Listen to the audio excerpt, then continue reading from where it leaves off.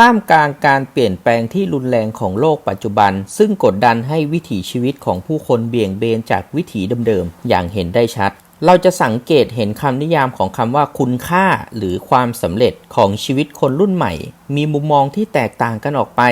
หลายคนให้คุณค่ากับวัตถุนิยมและดิ้นรนให้ได้มาจนลืมคุณค่าที่แท้จริงและอีกหลายๆคนก็ให้คุณค่ากับความสบายไม่ต้องดิ้นรนจนเป็นการยอมรับความพ่ายแพ้โดยไม่รู้ตัวโชคดีที่สังคมเรายังมีอีกหนึ่งกลุ่มคนที่เป็นกลุ่มคนรุ่นใหม่ที่ยังต่อสู้ในวิถีการสร้างความสำเร็จในชีวิตบนพื้นฐานของคุณค่าที่แท้จริงที่จะลงสิ่งดีงามให้สังคมแน่นอนมันเป็นวิถีที่ต้องแลกด้วยความมุ่งมั่นและความพยายามมากกว่าคนอื่นจนเป็นนิสัยของคนสำเร็จแต่มันก็ให้รางวัลชีวิตเหนือสิ่งอื่นใดคือความภูมิใจที่ได้เกิดมาหนังสือเล่มนี้จะสะท้อนถึงวิถีของคนสำเร็จจากประสบการณ์จริงของนักสู้รุ่นใหม่จากการทุ่มเทและยืนหยัดอดทนเพื่อพิสูจน์ว่าทัศนคติและวินัยชีวิตที่จะต้องพาไปสู่ความสำเร็จได้อย่างแท้จริงเชื่อมั่นว่าหนังสือเล่มนี้จะเป็นประโยชน์และเป็นแนวทางให้อีกหลายๆคนหากเปรียบสติปัญญาของคนเราเป็นลิ้นและพลังอำนาจเรี่ยวแรงคือฟันหลายครั้งที่สองสิ่งนี้มักจะกระทบกระทั่งกันและลิ้นมักจะเป็นฝ่ายเจ็บตัวอยู่เสมอแต่เมื่อฟันหักหมดปากลิ้นกลับยังอยู่หรือเมื่อแรงหมดปัญญานั้นยังคงอยู่แต่ลิ้นนั้นจะไม่มีค่าอะไรเลยถ้าไม่ได้รับรสและบอกผู้คนว่าอาหารนี้อร่อยหรือไม่อร่อยเปรียบได้ดั่งความรู้และสติปัญญาจะไม่มีค่าอะไรเลยหากไม่ได้แบ่งปันหรือใช้มันเพื่อประโยชน์แก่ผู้อื่นจุดสูงสุดในชีวิตไม่ใช่การเป็นผู้ปกครองหากแต่คือผู้รับใช้สร้างผู้นำสร้างธุรกิจพาร์ทหนึ่งรักษาดวงวิญญาณให้พ้นจากความมัวหมองทำจิตใจให้แน่วแน่เป็นหนึ่งเดียวหายใจอย่างละเอียดแผ่วเบาดังลมหายใจของเด็กอ่อนชำระญาณทัศนะให้หายมืดมัวจนแลเห็นกระจ่างชัดมีความรักและปกครองอาณาจักรโดยไร้การบังคับบัญชาติดต่อรับรู้และเผชิญสุขทุกข์ด้วยความสงบนิ่งไม่ใช่ทุกข์ร้อนแสวงหาความรู้แจ้งเพื่อซึ่งอวิชชาให้กำเนิดให้การบำรุงเลี้ยงแต่ไม่ถือตัวตนเป็นเจ้าของสิ่งใดเพียรสร้างสิ่งที่ยังถึงคุณงามความดีอันลึกล้ำเพื่อนำตนสู่คุณสมบัติจิตประภัสสรคำกล่าวเหล่านี้คือบทพิสูจน์ของวิถีภูผาคือชีวิตคือเนื้อแท้งานที่แท้จริงในความเป็นผู้นำเติบโตอย่างวิถีผู้นำทุกอย่างจะขึ้นหรือจะลงขึ้นอยู่กับความเป็นผู้นำตลอดชีวิตการทำงานของผมนั้นผมทำอยู่เรื่องเดียวนั่นคือเรื่องของการเป็นผู้นำและสร้างผู้นำในการจะทำอย่างไรให้เป็นผู้นำที่ดีและเป็นแบบอย่างที่ดีก่อนอื่นคุณต้องเข้าใจก่อนว่าทุกที่นั้นมีพื้นที่ให้กับความเป็นผู้นำอยู่เสมอแต่นั่นไม่ได้หมายความว่าใครอยากจะโดดเด่นหรืออยากดังก็สามารถที่จะขึ้นเป็นผู้นำได้แต่ต้องเป็นใครสักคนที่พร้อมจะรับมือกับโจทย์ยากมากกว่าคนอื่นเสียสละได้มากกว่าคนอื่นดังนั้นครับการที่ใครจะก้าวขึ้นมาเป็นผู้นำก็ไม่ควรจะมีใครมาบอกคุณหรือเข็นคุณขึ้นสู่การเป็นผู้นำแต่เป็นตัวคุณเองที่รู้และมั่นใจว่าคุณเป็นคนนั้นได้เพราะคุณสะสมความพร้อมไว้กับตัวมาแล้วและวันนี้เมื่อโอกาสมาถึงคุณก็พร้อมจะพาตัวเองไปสู่ความเป็นผู้นำที่พร้อมจะรับมือกับเรื่องใหญ่โจทย์ยากที่ไม่มีใครอยากทำพร้อมจะเสียสละมุ่งมั่นอดทนทำภารกิจนั้นจนสำเร็จนั่นคือความเป็นผู้นำและการเป็นผู้นำที่แท้จริงหากจะมองย้อนกลับไปอีกระดับหนึ่งผมเป็นคนหนึ่งที่โชคดีมีโอกาสในการเป็นผู้นำอยู่เสมอตั้งแต่เด็กเป็นหัวหน้าห้องเป็นหัวหน้าการทำงานและทำกิจกรรมนี่ก็เป็นอีกหนึ่งนัยยะหนึ่งของความเป็นผู้นำคือคุณต้องเป็นคนพร้อมรับโอกาสด้วยความมั่นใจแม้รู้ว่ามันยากแม้รู้ว่าต้องเหนื่อยมากขึ้นหรือลำบากมากขึ้นเพิ่มอีกสักหน่อยก็ตามแต่เมื่อไหร่ที่คนยื่นโอกาสให้คุณต้องรู้ว่าเขาเชื่อในตัวคุณว่าคุณจะทำภารกิจนั้นสำเร็จและนั่นคือเวลาที่ดีที่สุดที่คุณต้องแสดงศักยภาพความเป็นผู้นำของคุณที่สะสมมานี่คือภารกิจของผู้นำอีกอย่างหนึ่งที่สำคัญในการเติบโตตามวิถีแห่งผู้นำคือเมื่อคุณทำภารกิจลุล่วงแล้วหรืออาจจะเป็นช่วงเวลาที่คุณได้ใช้ศักยภาพที่ถูกซ่อนอยู่ในตัวคุณในระหว่างที่คุณถือภาวะผู้นำอยู่นั้นคุณจะรู้สึกรู้ซึ้งและระลึกถึงคุณของครูบาอาจารย์สถานศึกษาและรู้สึกว่าตัวเองโชคดีที่ได้รับโอกาสเหล่านี้ความรู้สึกซึ้งเหล่านี้จะค่อยๆเสริมสร้างจิตวิญญาณความเป็นผู้ให้และผู้รับใช้ผู้เสียสละเพื่อมวลชนในจิตใจของคุณเมื่อถึงจุดนี้คุณจะมีความรู้สึกที่อยากส่งต่อ และสืบสารสิ่งเหล่านี้คุณอยากจะส่งต่อความโชคดีให้กับคนอื่นคุณจะได้แรงบันดาลใจในการสร้างผู้นำเพราะเมื่อคุณถูกเติมเต็มแล้วคุณอยากจะเติมเต็มให้ผู้อื่นเมื่อเราได้รับโอกาสที่ดีคุณก็อยากจะส่งโอกาสที่ดีประสบการณ์ที่ดีความรู้คุณที่ดีของคุณให้ผู้อื่นต่อไปนี่คือวิถีแห่งผู้นำสร้างนิสัยความเป็นผู้นำบัณฑิตย่อมไม่ทิ้งธรรมเมื่อเจอความทุกข์ดั่งหัสดินไม่ทิ้งลีลาในยามออกศึกผู้นำต้องคิดไตร่ตรองให้ดีก่อนลงมือทำสิ่งใดต้องวางแผนว่าจะเป็นผู้นำแบบไหนด้วยปณิธานอะไรข้างในต้องถึงก่อนข้างนอกจึงจะไปต่อได้ต้องเห็นทางธรรมและทางธรรมก่อนจะเห็นทางเดินไม่เช่นนั้นทุกครั้งที่เกิดอุปสรรคคุณจะกลับไปสงสัยความสามารถของตัวเองซึ่งอาจทำให้คุณต้องหยุดเดินทางและอาจจะท้อจนเลิกล้มไปกลางคันแต่ในทางกลับกันหากคุณมีมโนปณิธานที่ชัดเจนอุปสรรคที่ผ่านเข้ามาจะเป็นความท้าทายระหว่างทางให้คุณเก็บเกี่ยวประสบการณ์เพิ่มความรู้เพิ่มความแข็งแกร่งให้มากยิ่งขึ้นเพื่อบรรลุเป้าหมายและความฝันตามที่คุณต้องการให้สำเร็จการจะเป็นผู้นำที่มีประสิทธิภาพนั้นต้องผ่านการฝึกฝนตนเองมาอย่างเพียบพร้อมมาอย่างดีพร้อมจนเป็นเส้นทางของชีวิตไม่ใช่เปลี่ยนเพียงนิสัยไม่ใช่เพียงป้ายตำแหน่งเข็มหรือพินใดๆที่ตีตาบอกว่าคุณเป็นผู้นำเท่านั้นเพราะการได้เป็นหรือได้มาของความเป็นผู้นำอาจไม่ใช่เรื่องยากแต่การจะดำรงไว้ซึ่งความเป็นผู้นำที่ดีที่น่าเดินตามอย่างยืนยาวนั้นยากกว่าเมื่อคุณปลุกความอยากเป็นผู้นำขึ้นมาแล้วคุณต้องตั้งใจคอยเสริมสร้างองค์ประกอบและคุณธรรมในความเป็นผู้นำที่คู่ควรให้อยู่ในกายใจของคุณด้วยคุณธรรมและคุณสมบัติผู้นำต้องเป็นนักเรียนรู้อยู่เสมอเพราะเมื่อไหร่ที่คุณหยุดเรียนรู้ไม่ใช่แค่คุณหยุดอยู่กับที่แต่หมายถึงคุณกำลังเดินถอยหลังไปทีละก้าวทีละก้าวคุณกำลังเริ่มพ่ายแพ้ทุกครั้งที่คุณหยุดเรียนรู้ไม่ใช่เรียนรู้แค่เรื่องที่คุณกำลังทำอยู่เท่านั้นแต่นักเรียนรู้ย่อมต้องคอยหาและสร้างโจทย์ที่แตกต่างเพื่อให้ได้มาซึ่งบทเรียนใหม่ๆด้วยจินตนาการให้ได้ว่าคุณเรียนรู้เรื่องอะไรเพิ่มเติมอีกบ้างที่อาจจะเกี่ยวข้องกับสิ่งที่คุณทำอยู่หรือคุณต่อยอดจากสิ่งนี้ไปสู่สิ่งอื่นได้อย่างไรทุกเรื่องใหม่มักจะยากเสมอสำหรับคนทั่วไปแต่คุณจะต้องพร้อมที่จะรับความท้าทายกระโดดเข้าไปเรียนรู้เรื่องใหม่เรื่องท้าทายเหล่านั้นเมื่อคุณไม่กลัวโจทย์ยากและพร้อมรับความท้าทายที่จะเข้ามาเขย่าความสามารถของคุณจะได้พัฒนาศักยภาพตนเองอย่างไม่มีขีดจำกัดเพื่อที่จะเป็นคุณในเวอร์ชั่นที่ดีกว่าเดิมเป็นคุณในเวอร์ชั่นที่ดีที่สุดในชีวิตนี้ The Ultimate Version of Yourself ต้องเป็นผู้สร้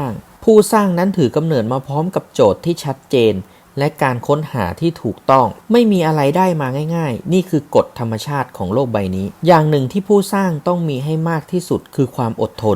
ทนต่อการค้นหาเช่นค้นหาคนที่คู่ควรจะเข้ามาเป็นทีมเพื่อช่วยกันทำภารกิจให้ไปสู่ความสำเร็จที่ตั้งเป้าเอาไว้ค้นหาแนวทางทั้งในการบริหารเส้นทางที่เลือกเครื่องไม้เครื่องมือที่จะกลุยเส้นทางซึ่งหมายถึงกระบวนการกลยุทธ์และสินค้าหรือบริการและสำคัญที่สุดคือการสร้างทีมค้นหาปัจจัยที่อาจเกิดขึ้นผู้สร้างนั้นต้องรู้ให้ได้ว่าจะมีปัจจัยใดที่อาจก่อให้เกิดปัญหาใดควบคุมได้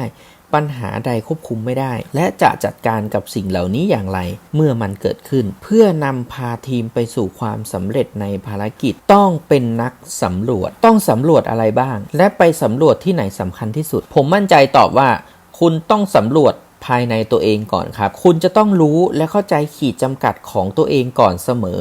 ไม่ว่าจะเป็นเรื่องอะไรก็ตามเช่นความสามารถความอดทนอดกลั้นความมีระเบียบวินัยจุดแข็งจุดอ่อนต่างๆก็เพื่อที่คุณจะได้รู้ครับว่าเมื่อถึงขีดสุดของมันแล้วคุณจะกลายเป็นจุดเดือดหรือจุดเยือกแข็งเหล่านี้คุณสามารถตั้งรับและหาวิธีแก้ไขเก็บเอาไว้ในลิ้นชักสมองของคุณได้เมื่อถึงเวลานั้นการจะดึงมันออกมาแก้ไขสถานการณ์ก็จะเป็นไปอย่างมีสติและเกิดประสิทธิภาพสูงสุดและนี่คือการเปลี่ยนวิกฤตให้เป็นโอกาสคุณอาจเปลี่ยนศัตรูให้กลายเป็นกัลยาณมิตรได้สิ่งที่คุณจะได้จากการสำรวจตัวเองคือเห็นเป้าหมายที่คุณต้องการซึ่งส่งผลให้คุณเลือกเส้นทางภายนอกได้อย่างแม่นยำครับฉะนั้นจงเป็นนักสำรวจภายในให้มากพอก่อนจะเลือกเส้นทางภายนอกครับเป็นนักทำให้สำเร็จเมื่อเริ่มทำอะไรแล้วต้องทำให้จบทำให้เสร็จสิ้นเริ่มอ่านหนังสือเล่มไหนไว้ก็ต้องอ่านให้จบเป็นเล่มๆไปโจทย์ของชีวิตไม่เคยหยุดที่จะเข้ามามันจะหลั่งไหลมาจนกว่าเราจะเลือกทำและทำต่อไปจนกว่าจะสำเร็จ จในที่สุด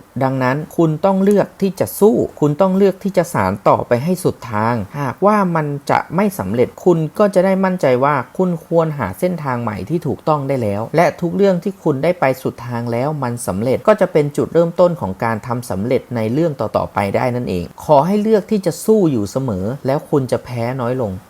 งเรื่อยๆโดยปริยายเป็นคนไม่หวั่นไหวง่ายต้องระลึกไว้เสมอว่าทุกการเดินทางสู่เป้าหมายนั้นไม่เคยโรยไปด้วยกีบกุหลาบที่สีสวยแต่รวมถึงกิ่งก้านที่มีหนามและแหลมมาด้วยมากมายกับโจทย์ความท้าทายที่คุณต้องผลักดันตัวเองให้ก้าวผ่านทุกสิ่งที่กำลังเดินหน้าเข้ามาหาคุณไม่ว่าจะดีหรือร้ายคุณต้องไม่หวั่นไหวไปกับสิ่งใดง่ายเกินไปชื่อเสียงเงินทองล้วนเป็นมายาหลอกให้เราเหลิงหลงเดินออกนอกเส้นทางความผิดพลาดปัญหาหลากหลายความยากลำบากที่คอยบั่นทอนศักยภาพของคุณให้หยุดก้าวต่อไปจากความสงสัยในความสามารถของตัวเองเราต้องยึดมั่นและเคารพการตัดสินใจของตัวเองที่เลือกมาอย่างดีแล้วไม่ดูถูกตัวเองมีความอดทนและสำคัญที่สุดคือมีความเข้มแข็งทางอารมณ์ครับในการที่คุณจะนำคนหมู่มากได้ไม่ใช่เพียงแค่ความฉลาดรอบรู้อยู่คนเดียวเพราะคุณสามารถมีกุญซือซ้ายกุญซือขวาเคียงข้างกับคุณได้ครับที่สำคัญที่สุดที่คุณต้องไม่มองข้ามและต้องฝึกฝนให้เทียบเท่าหรือมากกว่านั้นคือ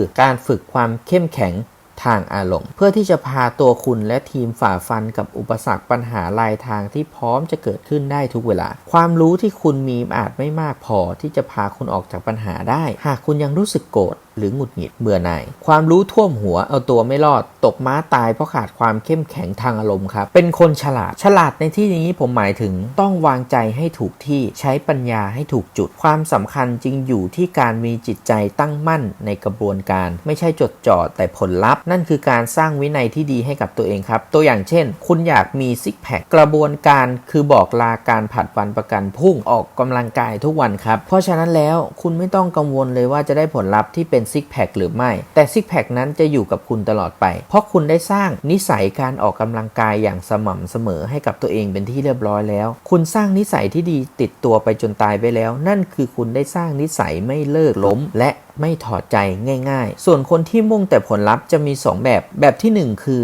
ไม่ได้ทั้งซิกแพคและจะเลิกออกกำลังกายแถมโทษกระบวนการเข้าไปด้วยและแบบที่2คือได้ซิกแพคสมอยากแต่ก็รักษาไว้ไม่ได้เพราะไม่ได้ให้ความสำคัญกับการสร้างวินัยทุกความสำเร็จเกิดขึ้นแล้วก็จะผ่านไปเสมอครับแต่นิสัยที่เกิดขึ้นนั้นเมื่อเกิดแล้วมันก็จะอยู่กับตัวคุณครับหากเหรียญทองเป็นของผู้ชนะรสชาติของชัยชนะจะเป็นของคนที่ชนะใจตัวเองได้ครับเป็นคนคิดบวกถ้าถามว่าจาก1 ถึง 10คุณคิดว่าคุณเป็นคนฉลาดเบอร์ไหนครับคุณอาจจะตอบได้โดยไม่ลังเล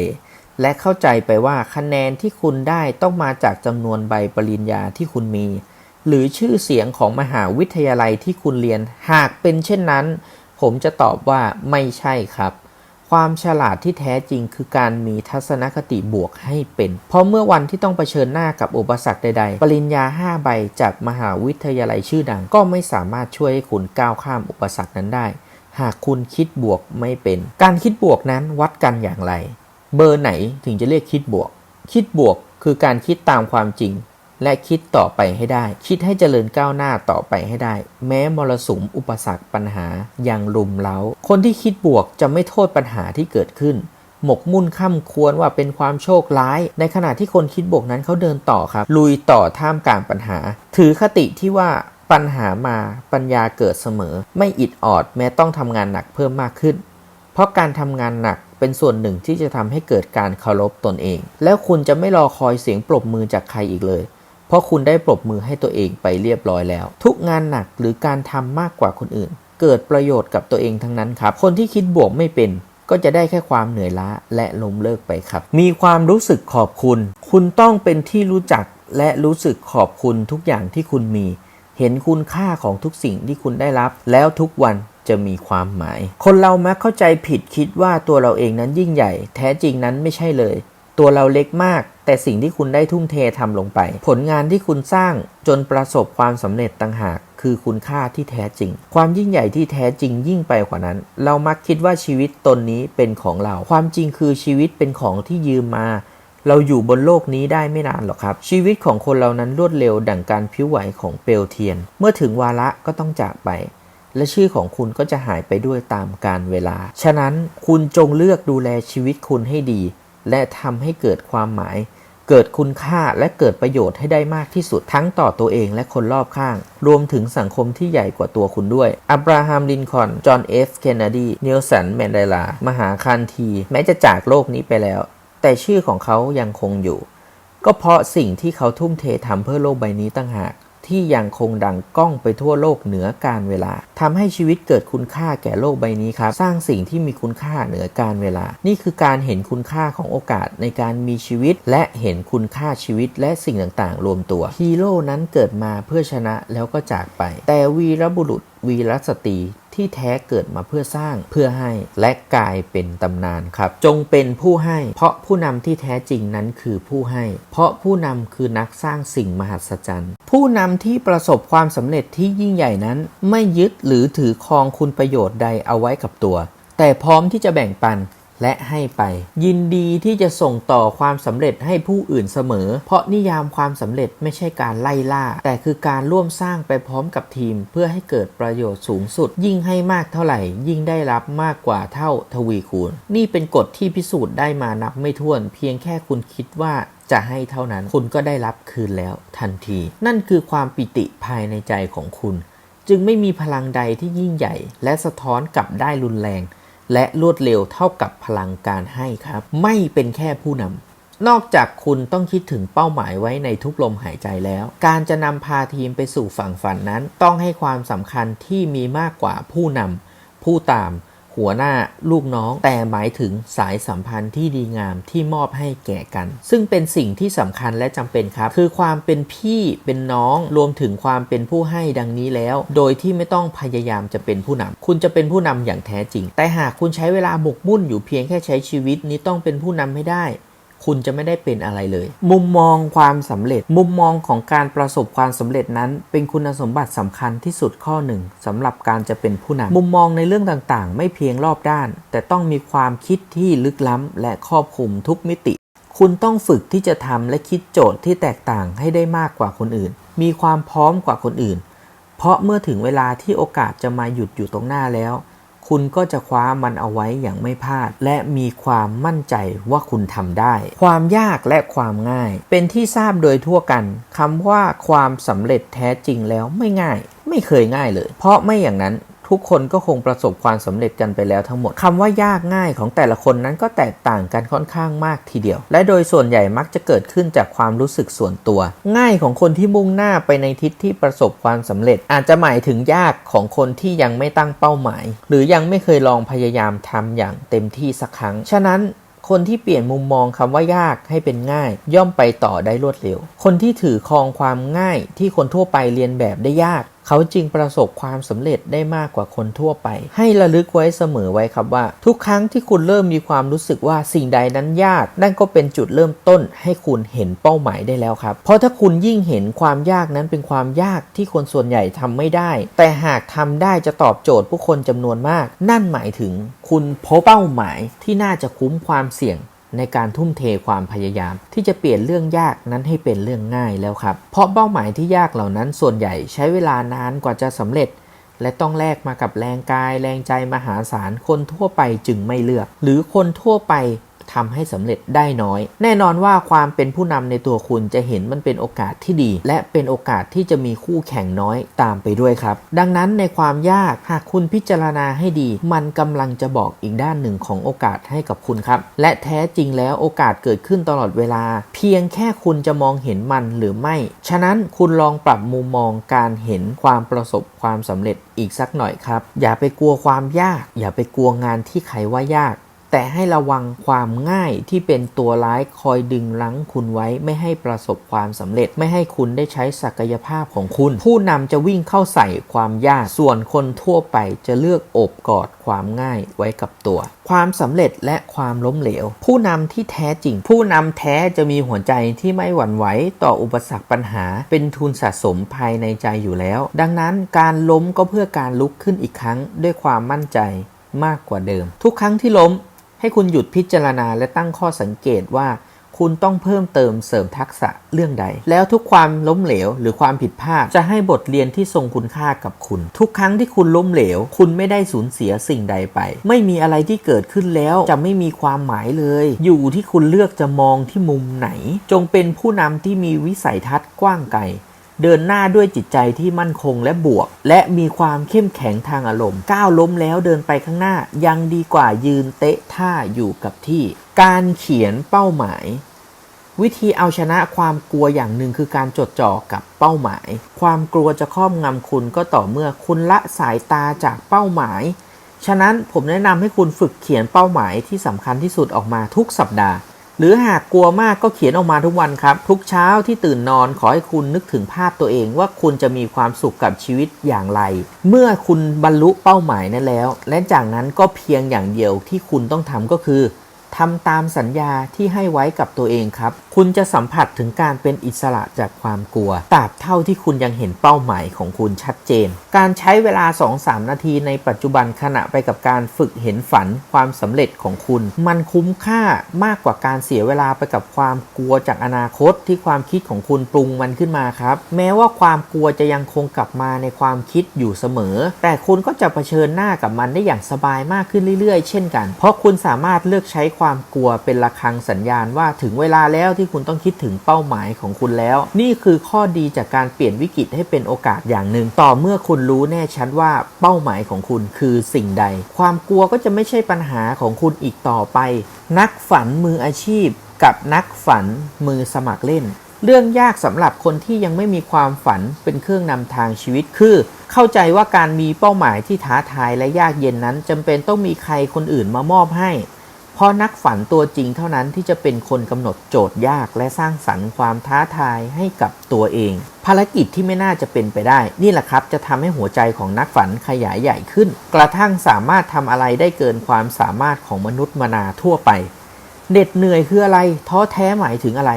ไม่มีอยู่ในสารระบบครับมีแต่การเดินลุยต่อไปข้างหน้าอย่างมีจุดหมายลองนึกถึงเมสซี่โรนัลโดพี่ตูนบอดี้สแลมลิซ่าแบล็คพิงค์เหล่านี้คือนักฝันมืออาชีพครับภาพในหัวของคนเราใหญ่ไม่เท่ากันภาพความคิดของคนเรานั้นชัดไม่เท่ากันและจะยิ่งชัดเมื่อคุณเขียนมันออกมาครับพูดมันออกมาคนที่กล้าฝันใหญ่ก็จะมักมีพลังมหาศาลคนที่มีพลังมหาศาลจะกล้าฝันใหญ่ไม่สำคัญว่าสิ่งใดจะมาก่อนแต่ผมเชื่อเหลือเกินว่าคนที่มีทั้งสองสิ่งนี้ในตัวจะเต็มเปี่ยมไปด้วยความมุ่งมั่นและไม่ผิดสัญญากับตัวเองซึ่งจะเป็นพลังที่ผู้คนรอบข้างสัมผัสและซึมซับได้ความกระตือรือร้นอย่างต่อเนื่องความกระตือรือร้นอย่างต่อเนื่องเท่านั้นที่มีคุณค่าเพราะมันเป็นส่วนผสมสำคัญหลักที่จะทำให้คุณประสบความสำเร็จอย่างฝันได้ในโลกใบนี้คุณจะเห็นคนที่มีความกระตือรือร้นกับคนที่มีความฝันอยู่เสมอเขามีพลังกับสิ่งที่ฝันอย่างมากแต่แล้วมัน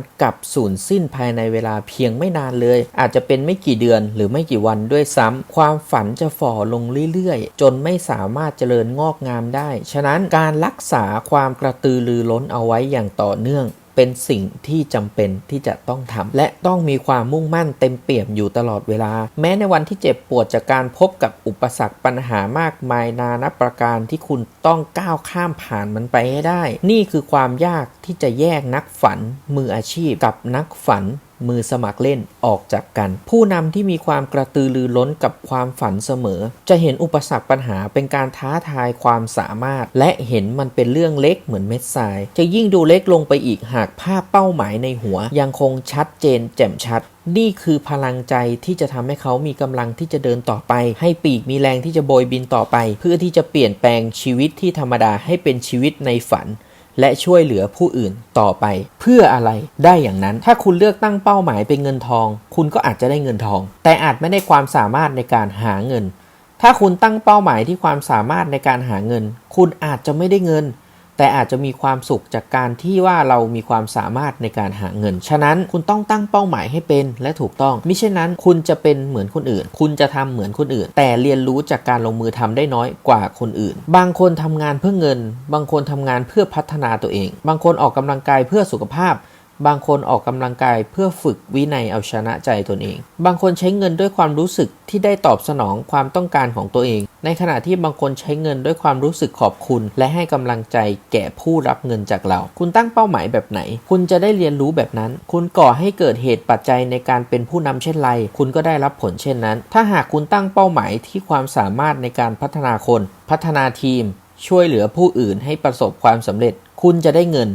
ได้ความสุขในการพัฒนาคนที่มาจากการที่คุณพัฒนาตนเองฉะนั้นพึงรักษาคำว่าเป็นผู้นำที่ดีผู้นำที่ดีขึ้นให้ต่อเนื่องแม้เพียงเล็กน้อยก็ตามเพราะคำว่าดีที่สุดไม่อาจมีอยู่จริงโดยเฉพาะเมื่อเวลาผ่านไปคำว่าดีขึ้นอย่างต่อเนื่องคือคุณค่าที่แท้จริงที่ได้ระหว่างทางเดินสู่เป้าหมายเมื่อคุณมีเป้าหมายที่ชัดเจนนั่นหมายถึงการดูแลตัวเองในทุกด้านไม่เฉพาะด้านการงานแต่เป็นเรื่องการรับประทานการนอนการปรับปรุงนิสัยและวินัยประจำวันต่างๆดีขึ้นในทุกด้านอย่างต่อเนื่องจนถึงเป้าหมายของปลายทางเมื่อวันที่คุณถึงเป้าหมายในการนำทีมไปสู่ความสำเร็จแล้วคุณจะเข้าใจได้ว่าสิ่งที่คุณได้รับมานั้นมีค่ากว่าเป้าหมายนั่นคือความสามารถในการเปลี่ยนนิสัยตัวเองได้ความมีวินัยได้ความอดทนได้ความพยายามเหนือความคาดหมาย